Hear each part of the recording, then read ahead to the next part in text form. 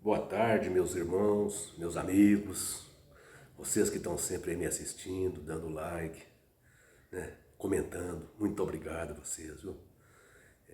Tantos irmãos, né, que eu gostaria de falar o nome de todos aqui, que sempre comentam no meu canal. Fico feliz demais, muito feliz com tantos irmãos. Só não falo o nome de todos porque senão o vídeo ficaria muito longo, né? Mas eu vou mandar um abração para todos vocês que me ouvem e que comentem no meu canal. Eu estou um pouquinho rouco, porque aqui no estado de Minas Gerais aqui está um vento e uma poeira, então eu tô com a garganta um pouquinho rouca, mas com a graça de Deus a gente chega lá, né? Meus irmãos, acontece tantas injustiças no mundo que deixa a gente indignado, não é mesmo? Vocês já notaram que muitas vezes a gente chega até a se revoltar contra Deus. Mas não pode. Tanta coisa que acontece e Deus não faz nada, né? Muitas vezes nós chegamos até a dizer, mas será que Deus não vê isso? Será que Deus é indiferente com as coisas que acontecem aqui na Terra? Não pode, não pode acontecer tanta injustiça e Deus não faz nada? Não é assim que pensamos muitas vezes? Mas eu vou citar um exemplo. Vou citar um exemplo aqui.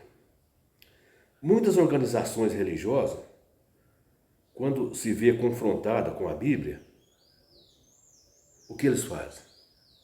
Ao invés de adequar a sua religião à Bíblia, eles adequam a Bíblia à sua religião. Passa a ter a sua tradução própria, né? Passa a ter a sua tradução própria, totalmente adulterada, conforme o que eles querem que seja. Mas aí você, que está me assistindo, pode me perguntar, mas a Bíblia não é a palavra de Deus? Né?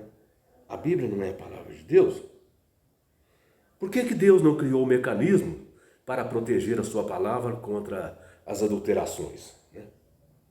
Mas eu vou devolver a pergunta para você. Por que Deus não proibiu que Adão e Eva pecassem? Né? Então, com certeza você vai responder. É porque Deus criou os seres humanos com livre arbítrio. Deus criou o ser humano com livre arbítrio. Já pensou se Deus tivesse criado, em vez de criar o ser humano com livre arbítrio, tivesse criado um monte de robôs e Deus tivesse que ficar lá em cima com o controle remoto, controlando cada um de nós, evitando que cada um de nós cometesse erros e cada um de nós pecasse? Já pensou? Já pensou como que seria isso? Né? Nós, meus irmãos, estamos convivendo no meio do bem e do mal. Então nós é que temos que saber fazer as nossas escolhas. O nosso Criador não é babá de ninguém. Não, isso jamais. Vocês já pensaram? Agora vamos falar aqui no nosso caso, aqui nos seres humanos. Vocês já pensaram se nossos pais humanos tivessem que estar sempre vigiando os filhos para que os filhos não fizessem coisas erradas? O filho saía à noite para ir se divertir, o pai tinha que estar junto para estar vigiando ele, para evitar que ele fizesse coisas erradas. Já pensou? Já pensou se fosse assim? Então o que teria acontecido comigo?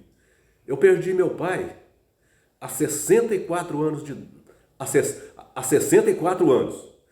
Quando meu pai faleceu em 1958, eu estava com 4 anos de idade. Fui criado sem pai. E minha mãe faleceu há 38 anos. Então, se os pais tivessem que vigiar os filhos, então eu estaria perdido.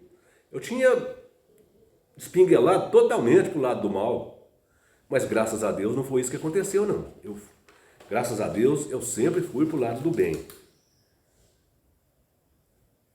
Então, conforme vocês viram, se o pai tivesse que vigiar os filhos, eu estaria hoje totalmente desorientado, porque eu não tive um pai para me vigiar, né? É claro que as coisas não funcionam assim, né? Isso prova que os pais humanos não são bebês, aliás, não são babás de filhos. Muito menos o nosso Pai Celestial não é babá de ninguém. Nós temos que ter responsabilidade pelas nossas ações, até porque nós temos que prestar conta por elas. Mas alguém pode dizer, mas Deus está demorando muito a fazer alguma coisa, porque hoje acontece tanta coisa que a pessoa fala, mas Deus não faz nada, acontece isso, Deus não faz nada, Deus, né? Mas, primeiro, é importante lembrar que Deus faz tudo no seu tempo, no tempo de Deus. E o tempo de Deus é diferente do nosso. Outra coisa é que Deus é soberano sobre tudo e sobre todos. Nós perante Deus, nós somos menos do que uma partícula de um grão de areia da praia. Vocês já imaginaram o que é um grão de areia da praia, né? Que é uma coisinha minúscula. E nós perante Deus, somos menor do que uma partícula de um grão de areia da praia. Então veja que nós perante Deus, nós não somos nada. Nós não temos direito de questionar a Deus em nada. Deus é soberano e nós só temos que acatar. Jesus deixou bem claro ali na parábola do joio e do trigo que um dia Deus vai agir, que isso não vai continuar assim para sempre não, que Deus vai agir. Jesus disse assim aqui, ó: certo semeador saiu para semear a semente. Aí ele saiu, semeou a semente boa, né? A semente do trigo, escolheu uma terra boa, semeou a semente do trigo ali. Aí o inimigo veio depois dele, enquanto ele estava dormindo, e semeou a semente de erva daninha no meio.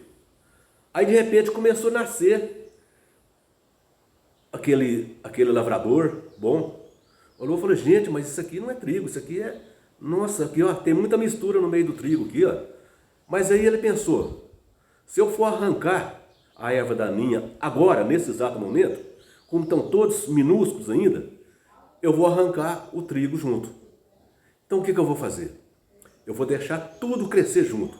Eu vou deixar o trigo e a erva daninha crescer junto. Aí depois que ambos der fruto, o que eu vou fazer? Aí eu vou colher o trigo e levar para o celeiro. A erva daninha eu vou cortar e jogar no fogo. Então, é isso que se explica o fato de o mal estar crescendo junto com o bem, hoje em dia. Hoje em dia, o mal e o bem estão crescendo junto. E esse lavrador que plantou o trigo, ele está aguardando o dia dele fazer a colheita. E essa colheita, ela vai se dar por volta da volta de Cristo. Quando Cristo voltar, é que ele vai fazer essa colheita. Então o que acontece? Os bons, as pessoas boas, ele vai levar para o seu celeiro. As pessoas más, as pessoas ruins, ele vai lançar na destruição, ele vai destruir, ele vai lançar as pessoas na fornalha ardente, né? Vai lançar as pessoas, vai levar as pessoas ruins, as pessoas más, para a destruição eterna. Então, meus irmãos, eu acho que isso aí explica por que é que acontece tanta coisa ruim e nós, imperfeitos, seres humanos imperfeitos, que eu também me incluo entre eles, que eu não sou melhor do que ninguém, às vezes nós achamos que Deus está demorando, que Deus é indiferente, que Deus não se importa com o sofrimento das pessoas aqui, mas não é bem assim, é porque Deus faz tudo no seu tempo. O tempo de Deus é diferente do nosso e no seu tempo, aquele lavrador que semeou a semente boa vai voltar e vai fazer essa colheita. E aquele fruto mau vai ser descartado para o fogo. E o fruto bom para o celeiro, para o seu celeiro. Então, meus irmãos, eu acho que isso explica por que Deus permite que injustiças aconteçam, né? E explica também por que Deus permite que falsas organizações adulteram a palavra de Deus. porque hoje existe falsas organizações adulterando a palavra de Deus, com o intuito de ganhar dinheiro às custas da palavra de Deus, né? Enganar as pessoas, ganhar dinheiro às custas da palavra de Deus e fazer com que as pessoas desacreditem na Bíblia. Fazer com que as pessoas não acreditem na Bíblia, porque a pessoa vê aquela Bíblia adulterada e fala, mas isso aqui não é a palavra de Deus nunca. É isso que é a Bíblia? Então essas organizações religiosas que estão adulterando a Bíblia, pregando um falso evangelho, como as testemunhas de Jeová fazem, eles estão prestando um desserviço a Deus. Eles estão prestando serviço a Satanás. Eles estão fazendo com que as pessoas tenham descrença da Bíblia. Então, essas pessoas, eles podem ter certeza que a colheita deles vai chegar. Eles podem ter certeza. Mas eu estou fazendo um convite para eles. Vocês, testemunhas de Jeová, ainda é tempo. Vocês não precisam de acompanhar esse corpo governante. Esse corpo governante só quer ter lucro às custas de vocês. Então, venha para Jesus. Jesus está convidando vocês. Jesus está assim para vocês, de braços abertos para vocês. Venha para Jesus, tá? Esqueça esse corpo governante que só quer explorar vocês, tá? E fique com Deus. Um abraço para todos vocês, tá? Que Deus abençoe a vocês, que Deus ilumine a mente de vocês, que Deus abençoe vocês, que vocês abram a mente para Jesus, que esse é Senhor de todos, esse salva. Jesus salva, só Jesus que salva. Abra a mente para Jesus. Esse salva, esse não é corpo governante não, tá? Então tá bom, fique com Deus, um abraço a todos.